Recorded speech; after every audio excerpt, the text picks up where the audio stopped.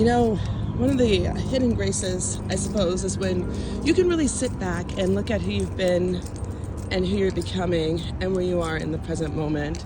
And I just got to say that one of the things that really made me really understand where I am in this season is that I've been on this journey to clarity and, it like really developing my prayer life and developing my relationship with God. So I have been really, really feeling the therapist that I am now working with, because I've seen a lot of therapists over the course of my lifetime, and I, for the first time, feel like I'm getting the therapy that I've always needed. So I've been on a sobriety journey. I quit smoking cigarettes and like everything else because I felt like these things were taking me away from God, and I didn't want anything in between my relationship with God and becoming closer to being more like Jesus. So I had a test. Like, my therapist was like, well, since you've been sober, you should be able to go, and like play a game of pool and whatnot. And so I went. One of my friends just got back in town. It's like crazy how the timing is. She came back to California from Nebraska. She moved into a new place. We're officially neighbors. So she invited me to come and meet up with her at what used to be like one of my favorite watering holes. And so I thought, well, I thought about it for a little bit, and I said, well, it would be good to see her because she's been a really good friend at the other part of my life. Like, I met her about, I think, 5 or so years ago. So I went after I got back from my appointment. I got home, I changed a little bit, got over there, and I sat, and bartender, who was used to me getting what I call a koala juice, which is basically just a vodka tonic, asked me if I wanted a koala juice, and I said, no, actually, can I just get a nice glass of ice water? And so he obliged, and he gave me the glass of ice water, and everybody else was drinking around me. And then like we had one of my other friends who also just happened to come back in town. It was like a reunion, like a impromptu reunion that was unplanned. And she had just come back from New York, and so she was rolling up a blunt. She had the marijuana out on the table and everything. So I'm sitting next to that. Then there's like a vape, a nicotine vape that somebody had left behind, which is another one of our friends who had been intoxicated moments before I even got to the bar. And so I'm sitting there and I'm listening to their conversations.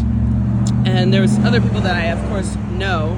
And I just felt so out of place because I had no desire to not only be there, but like the conversations of like were of worldly things. And there was a lot of things, but I had asked God like a while ago to deliver me from the alcohol and cigarettes and the occasional marijuana, and he gave me my wish. Like about a month ago, I also had this deliverance. Like I got this sleep paralysis, like the spiritual attack, like right around the same night that I asked God to deliver me from these bouts of addiction.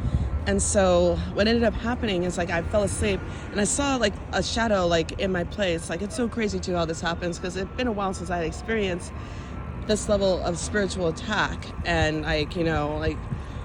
so like I like prayed the blood of Jesus like as it was happening to me, and I couldn't move, and I was screaming at it in my head. I just started calling on Jesus, and it didn't last very long. It got off of me and it went away.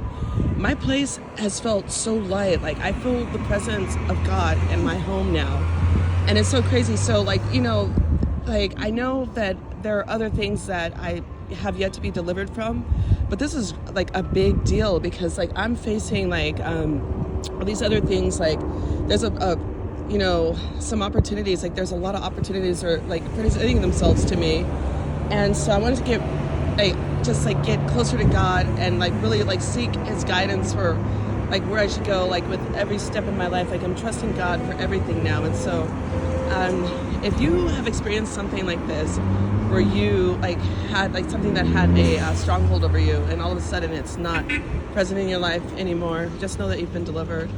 I hope this message like really like clues somebody into where they are right now in some aspect of what they've been asking God for. A breakthrough is a breakthrough. And so this morning I got the memo that I had gotten a significant breakthrough, because this is going to open the door, especially if you've been dealing with something similar to what I've been dealing with. This is really because you have the mental clarity, the spiritual clarity to actually show up and present the way that you should for what God has for you in the next season. So God bless you guys. And It's beautiful out here. I came out here to sunbathe, but there's not much sun because it is a fall.